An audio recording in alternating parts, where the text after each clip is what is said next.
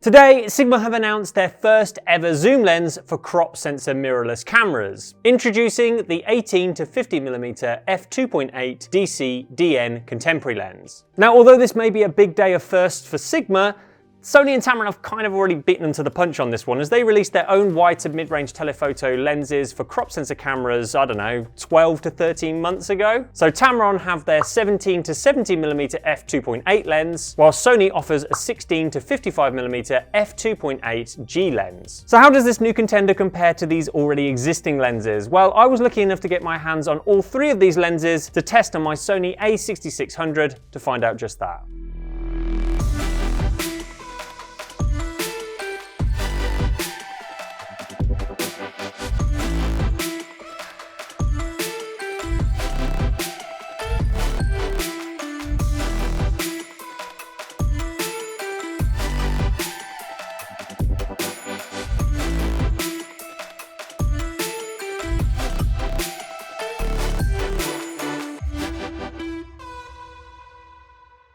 Now, right off the bat, you can clearly see that this new Sigma lens is noticeably smaller than the other options, with the Tamron in particular sporting a much longer and girthy shaft. Oh, behave. The main reason for this is that the Tamron has a longer reach than the other lenses, with the long end finishing at 70mm rather than the 50mm and 55mm of the Sigma and Sony options respectively. The other thing that separates this new Sigma from the group is that it's extremely lightweight, coming in at just 290 grams or 10.23 ounces. That means that this new lens is not far off half the weight of these other options, which will definitely be a big plus point for those who prefer to travel light. All three lenses have a nicely rubberized zoom ring, though it's worth noting that when zooming from the wide end to the long end on these lenses, the Sony and the Tamron both rotate in an anti-clockwise motion, whilst the Sigma lens operates in a clockwise motion. Now, I mention this because I know it can be a bit of a bugbear for some people, particularly if you have a bag of zooms already that all rotate in one direction, and then you buy a brand new one and it rotates the complete opposite way.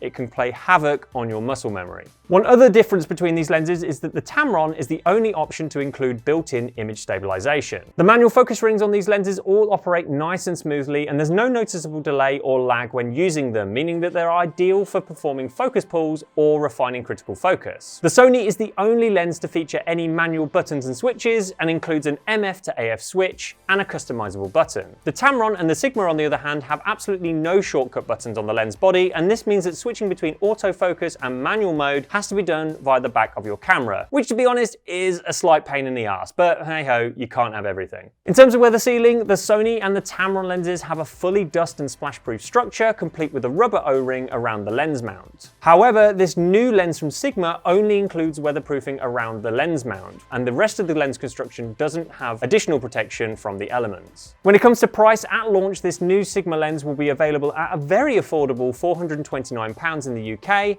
or for US customers, it will be whatever it says on the screen down here, because at the time of recording, Sigma haven't actually told me what the price will be yet. The Tamron is the next cheapest, priced at £690 or $799 on Amazon, with the Sony lens being by far the most expensive option, coming in at a hefty £1,030 or $1,398. When scoring points for build, all of these lenses feel very high quality, so points all around there. However, when it comes to handling, honestly, I'm a little bit torn to crown an overall winner, as they all definitely have their pros and cons. The Sony is by far the best option if you prefer having nice manual dials and switches on your lens. The Tamron is the best if you like having the longest focal range possible, whilst the Sigma is so small and lightweight that it's by far the best option in terms of portability. So with this in mind, I think it's only fair to give all three of these lenses yet another point. When it comes to autofocus, in good lighting conditions, all of these lenses are rapid to focus with no signs of hunting. In low light conditions, all of these lenses slowed ever so slightly and took a little bit longer to lock onto their target, but they were all still totally usable and none of them hunted wildly out of control. When shooting wide open in high-speed continuous mode, the Sony lens was the only one that managed to get every single frame of the 30 images we took sharp and in focus as Georgia walked towards the camera. The Sigma dropped focus about halfway through the walk for a few frames, then quickly locked back on again towards the end.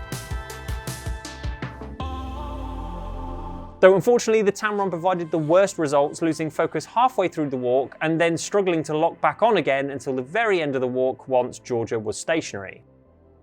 So seeing as the Sony was the only lens to provide a pretty flawless performance here, I think it deserves the point in this round. When shooting a moving target in video mode, all of these lenses managed to keep locked onto Georgia as she walked towards the camera at a regular pace. When repeating the test at a faster pace, although the Sony and the Sigma managed to keep up without any issues at all, the Tamron would unfortunately occasionally drop focus midway through the walk, which really wasn't ideal. As for AF noise, the Sony was by far the quietest of the bunch and really didn't make any noise at all when focusing. The Sigma and the Tamron were also very quiet, though a very small amount of motor noise was picked up by our camera's inbuilt microphone.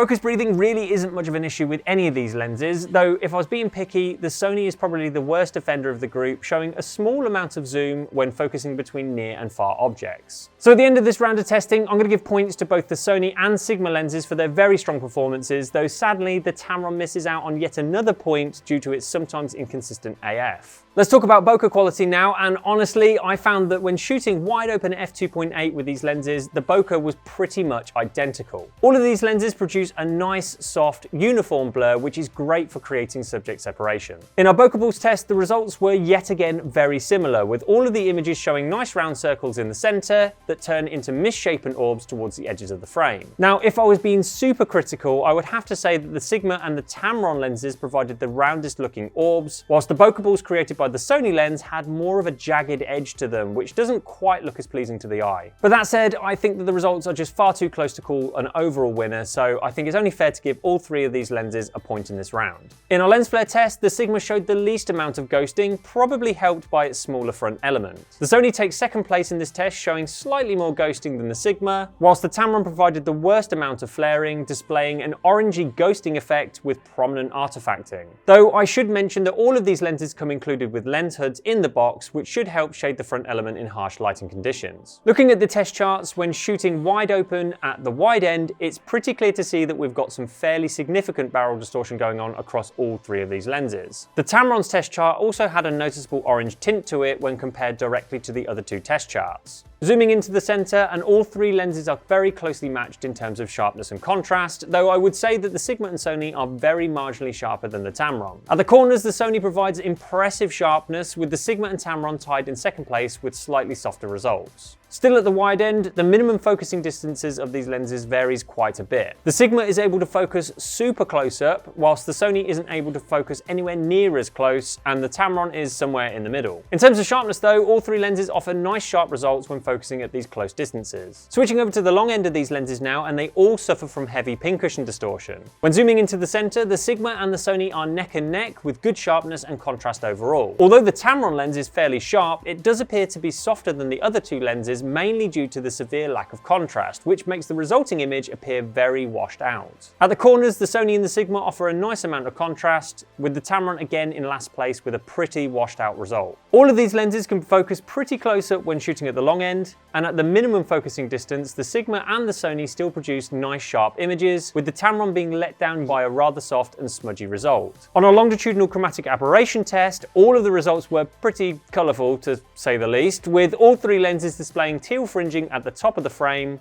and amber fringing below the area of sharp focus. With all of that said, when looking at real life images taken by these lenses and placed side by side, I think most people would be very hard pressed to figure out which lens took which photo, as they're all capable of producing striking looking images. Go on then, if you think you can prove me wrong, match the image to the correct lens and let me know your answer in the comment section below, and the winner will get a fabulous prize. There is no prize.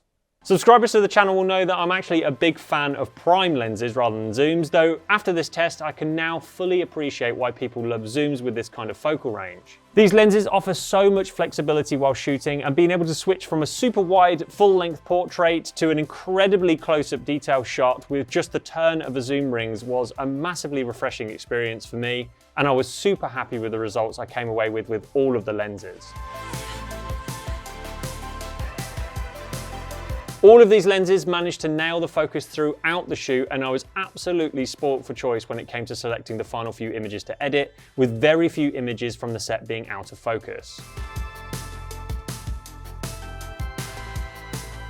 Just as the lens chart revealed, when editing my images in Lightroom, I noticed that the Tamron images definitely had a slight orange color cast to them straight out of the camera. Luckily though, when shooting in RAW, this is a pretty quick and easy thing to correct in post just by using the white balance slider in either Photoshop or Lightroom. One thing we haven't talked about so far is the practical differences between the focal ranges of all of these lenses. And honestly, that's because there really isn't that much difference between them all. The most noticeable difference is visible at the wide end though. Now, although there's only a few millimeters between them all, the 16mm end on the Sony can pack in a fair amount more into the frame when compared directly to the image taken using the 18mm end on the Sigma. At the long end of these lenses, the Sony's 55mm and the Sigma's 50mm focal lengths are pretty much indistinguishable, whilst the Tamron 70mm focal length does afford you a little bit of extra reach, but it's probably not enough to be groundbreaking. Anyway, after taking into consideration the lens chart results and also the real-life images, I think both the Sigma and the Sony are deserving of the final points in this test. This means after tallying up the scores, we're left with a tie between the Sigma and the Sony lens, which really isn't that helpful when you're trying to buy a lens, so sorry about that. But if I was going to buy one of these lenses, which one would I go for? Well, honestly, if you can live without the proper weather sealing and the manual buttons, then I would definitely save my money and go for the cheaper Sigma option. The image quality it produces is just superb, and the fact that it's so small and lightweight makes it highly versatile and suitable for just about any kind of photography. Anyway, if you're interested in buying any of these lenses, I have provided both UK and US Amazon affiliate links in the description below. Any purchases made using those links gives us a small kickback, and it's by far the easiest way to help support the channel, so thank you in advance for doing just that. Also, if you've liked this video and you want to see more lens reviews just like it, then don't forget to give it a thumbs up and also subscribe to the channel for more content just like this every single week.